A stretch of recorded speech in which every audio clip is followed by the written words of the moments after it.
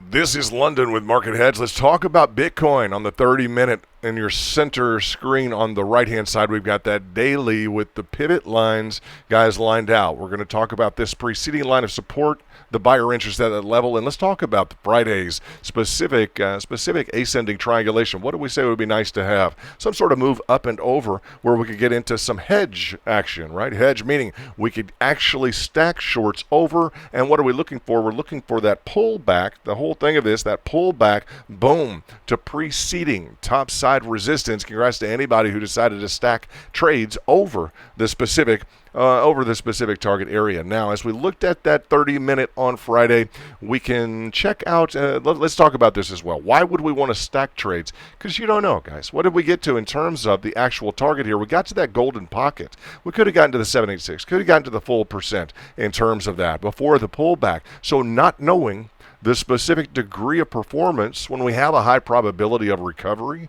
or a throwback or a pullback, not knowing that inclines us to say, yeah, I want to go ahead and stack so that all of my orders here can carry back down to this preceding line of resistance. That's a hedge. And it's also hedged to the extent not only is it an asymmetric trade, it's going against the breakout trade. Now, could you have traded this on breakout? Absolutely. Without a doubt. You can have a primary trade, you can have a hedge trade. But looking at this flat top resistance, it's also a hedge because as you stack orders, understand you're hedging your capital, meaning you're not fully exposed all the way in one specific position. Let's say if you decided to go all in at the 50%, or you're all in terms of your full trade. Let's say you want to stop out here, you want to stop out here at the 50% of the full completion, and that's your trade. No. We're not going to do that. We're going to hedge in, meaning we have a margin allocation, some dynamic which is preserving our exposure, which is protecting our exposure, compounding it in, yes, but to the extent that it's not a full exposure at the 23.6 where we might want to trade for a throwback, right? Or the 38.2 or the 50. No, we're actually hedged because we're only just dipping in a bit of margin at each of these levels, right? So the hedge, asymmetric, copy that. The hedge in that not all your margin is exposed at the same time while you stack orders and allow it to go pick up and then get back down to the bottom. That dual meaning we would say is a hedge. Now, in terms of this, we have on the left-hand side, you'll see some runners here. This carousel's leaderboard. We're going to have that for MarketHedge. MarketHedge is incoming. You'll be able to join very soon. We're excited to see this particular feature. Is just cool, guys. We're going to have the leaderboard. We're going to have everybody who wants to be in this thing. If you're VIP, you're going to be welcome. I'm excited about getting the group back together. You guys know that. We're together. We're just not hanging out in the same place. So we won't be on any other platform. We'll be on MarketHedge.pro. One of the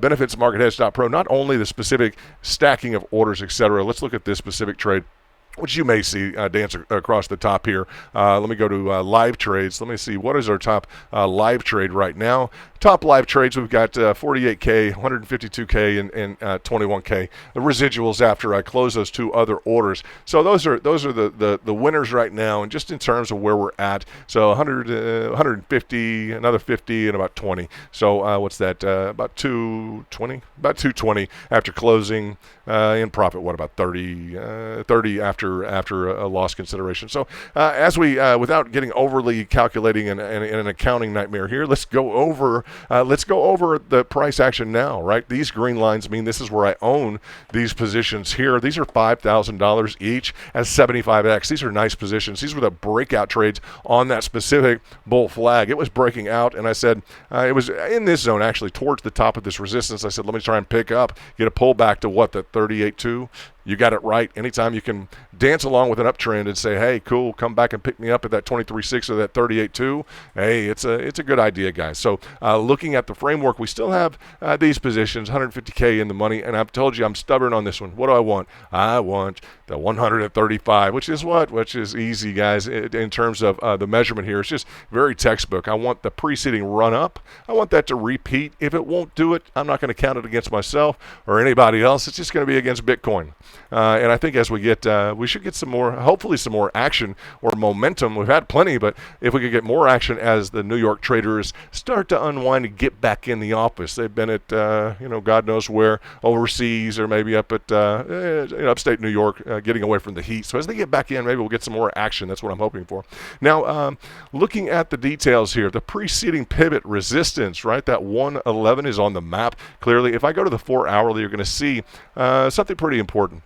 Let's look at this line of resistance or this line of support, rather, that we're trying to maintain here. Let me go ahead and get rid of these support lines, although it is useful to point out this specific, and this is under the indicators, this is pivot stack zones. You guys, it's supply and demand zones, just preceding pivot. You guys see that at 115?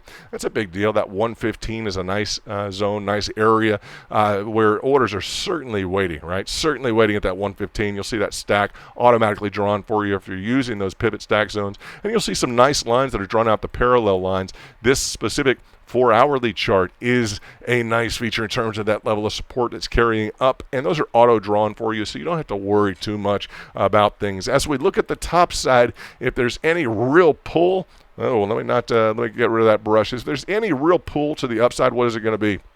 It's going to be this ferocious descending triangle that we had on the top. Okay, you can call it a head and shoulders. This little micro move was a bullet train right to the downside for anybody who got stuck at that 123. Still a level of interest where people got burned at the top. A little bit of a micro situation there, and you could probably say, well, okay, typically it's probably a good idea. You guys agree to not be involved, if we're underneath a primary trend line like this. You guys agree when we're working our way up, it's just you got to know as you trade, you got to know as if we break this, there is a chance for an absolute fallout. So anytime that you're trading and grinding up, buying dips along the way up, just keep apprised of this specific channel formation. Where are you at, and what is your risk to the downside? This can turn into a no-go zone. You guys agree? Absolutely. Anytime that you're in, when this is pushing up and you're grabbing your longs, grabbing the dips, just be prepared for any topping formation. And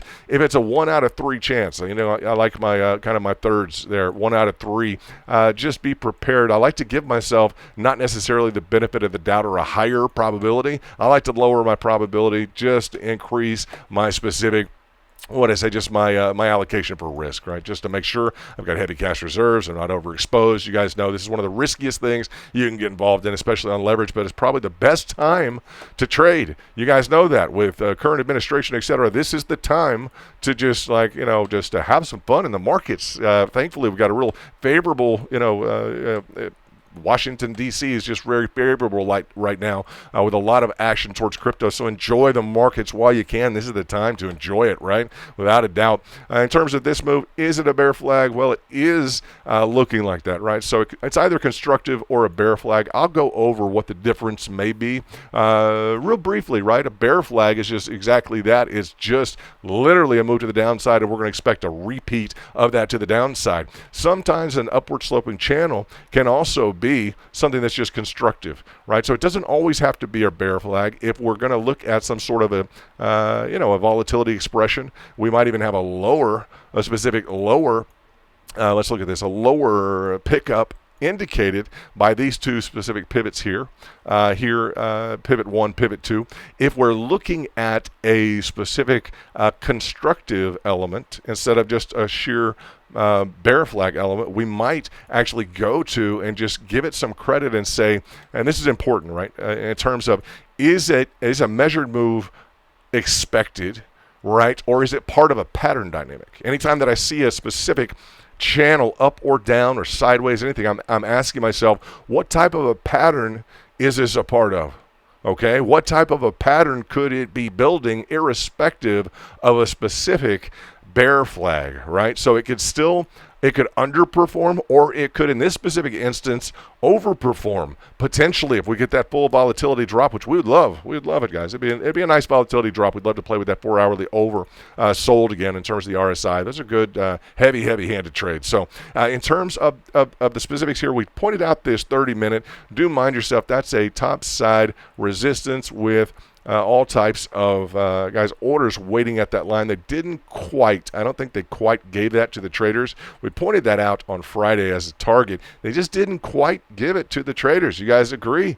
Like everybody knew that was a target, so we just missed it just mildly, right? So within the threshold, typically can be a great time to short or can be very dangerous. Where's the best pickup on this expansion in terms of that volatility expansion to the downside? Down at this level here. You always want these deeply angled pickups if and to the extent you can get past these preceding, we'll just call them preceding demand zones, right? Those preceding pivots here are obvious, and especially on Bitcoin, are obvious pickups. So not to couch anything, not to say, well, if this, then that. No, these are all trades. When you're talking like this, it's all trade action, and you know it. You know, there are dozens of trades a day that are profitable, if not more, on any specific asset. So congrats to those who are hitting into it. Looking at the MACD, what do we have? It's day 2 in the red. We don't love it. Bulls don't love it, but we know that it can flip around sometimes. It can surprise after a few days and roll, and roll well. Here's an example on the 4-hourly of a few days down and then boom, back to the upside. So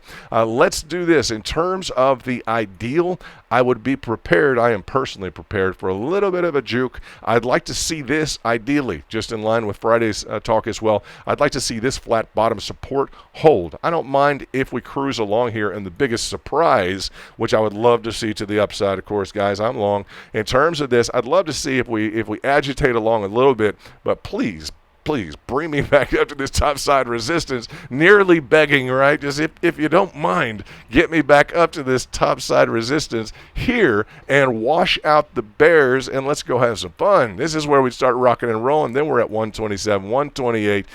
Get up to that 130, make me start thinking about releasing some of these bigger positions that I'm shooting on the 135 for. So you guys, we'll see. We're still positive on the MACD, on the 4-hourly, on the weekly and monthly. You'll see that as well. So that would be the ringer right here. Would love to see that. And you can just see on this 4-hourly, what do you notice? What do you pick up when you're looking in this zone right here? It's a volatility expression, man. You got it right. What is it? A descending line of resistance? It's a perfect descending line of support. So what would be the hottest pickup here in terms of the long? What would be the hottest pickup of guys that anyone's looking for? It would be right on this line of support, aggressively hitting down, and orders are stacked. I'm telling you, orders are stacked in this zone. One of the best trades that you can get, pay attention. One of the best trades that you can get is what? Pay attention. If you are hedging, one of the best trades that you can get is requiring the most aggressive line to the downside that you can get. That's number one. What's the most aggressive line to the downside I can get? Period. That all the traders are looking at, the most aggressive line to the downside. And what is it? Well, if we can make contact with it, I want to stack orders as such. And then what do I want to see? Blitz through, pick up my orders, and recover to this line. That is a very, very, very nice approach. FYI, for those of you who've sat through the 10 minutes of the video, mark that, okay? The most aggressive line to the downside in a volatility expression. And what do I want? I want to stack orders, and I want that recoup, boom, ricochet, pull back to where? To this line of support. This acts as my recovery line. Wherever we initially hit, I mark that as my recovery line. And listen, guys, I like to trade things which have an extremely high recovery rate. Pay attention. I like to trade things that have an extremely high recovery rate. Why? Because then this is all money. Guys, anything below this is all money. You may find something with an 80 to 90% recovery rate, and I mean it's going to wind down, push you around, and then it's going to recover. It may do this. Literally, it can do this. Let's just say it could do this and recover 80 to 90% of the time. It may push you beyond like $2,000 to the downside, though. It could push you, let's say, $4,000, or it could push you $6,000 down before it recovers. So it turns into an issue. I always tell people it's not a matter of whether or not you're going to make money in the markets. You can operate with the 80, 90%. It's just a question of how much. And why do I say that? Because that question of how much can get you burned. You guys know that. Getting overexposed, wanting too much of your trades, getting too aggressive, becoming too impatient. So heavy cash reserves, never overexposed at any higher price. Let's see what Bitcoin wants to do. I like this volatility expression. You guys know I love these We call them bell pattern formations. We love when they eventually rock to the upside and just take out all those shorts. This is London. Let's have a good Asia Open. I hope you guys are doing well, and we will be in the back rooms soon. I promise you guys. We're looking good in terms of the specifics. I'm excited about the opportunity to bring you guys just a quality environment for us to hang out, and you guys are going to be on the leaderboard. I look forward to that. It won't be my trades up here. It's going to be you guys. Can't wait for that to happen. Have a great rest of your weekend. If you're traveling with your family or friends, make sure to invest in them the same way you do in the market. This is London with MarketHedge.